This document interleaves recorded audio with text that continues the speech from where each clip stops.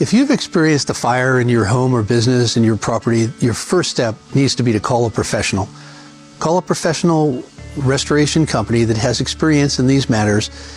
Many of us are certified, we're licensed, we're trained, and we understand the sequence of events and the best practices and have the right techniques and products and equipment to be able to do the job properly for you.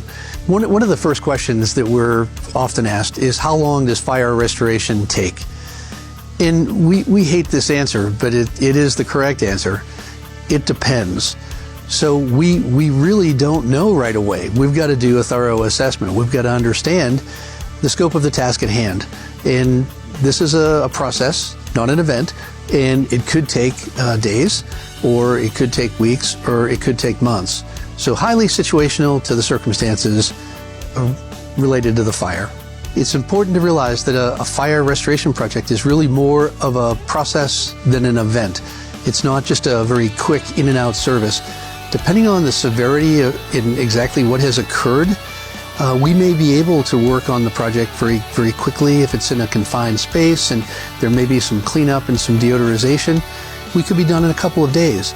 On the other hand, if there's a serious fire that involves multiple rooms or even the entire structure, that's going to be a project that could go for weeks or months.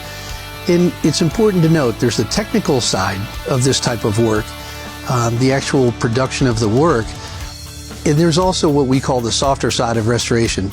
There's a lot of communication, a lot of hand-holding. We are prepared to help people navigate through the process. This is something that they probably have never experienced and will never experience again. It's work that we do all the time, so we can help folks with just helping them through the process and understanding the sequence and the steps to a successful fire restoration project. When a property has had a fire, it's vitally important to work with an experienced professional restoration company. This can be a very complicated critical path, and we're prepared to help folks understand and navigate through the process that they've never experienced before.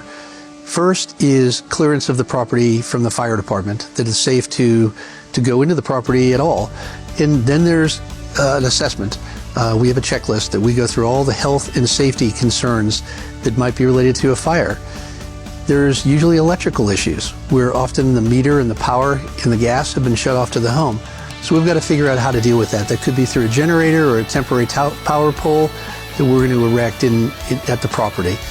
And then we're going to bring in some support companies that usually remove and pack out the salvageable contents to bring back to our facility, to our warehouse, where we can clean and deodorize salvageable possessions from the fire.